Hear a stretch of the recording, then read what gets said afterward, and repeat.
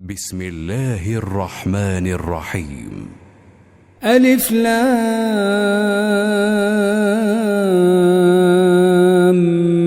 ميم.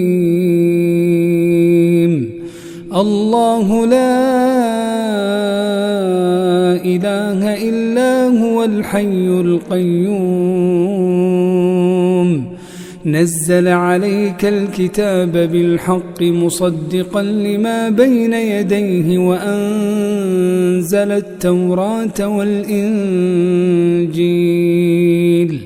من قبل هدى للناس وأنزل الفرقان إن الذين كفروا بآيات الله لهم عذاب شديد والله عزيز ذو انتقام.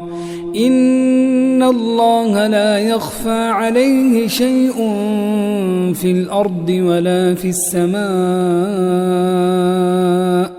هو الذي يصوركم في الأرحام كيف يشاء لا إله إلا هو العزيز الحكيم. هو الذي أنزل عليك الكتاب منه آيات محكمات هن أم الكتاب وأخر متشابهات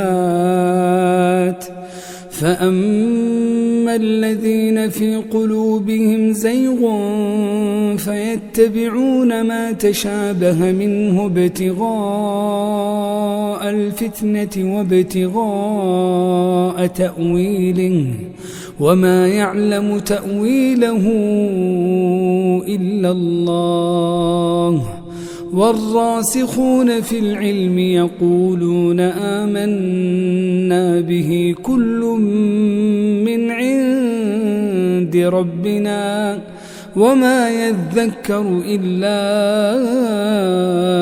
أولو الألباب.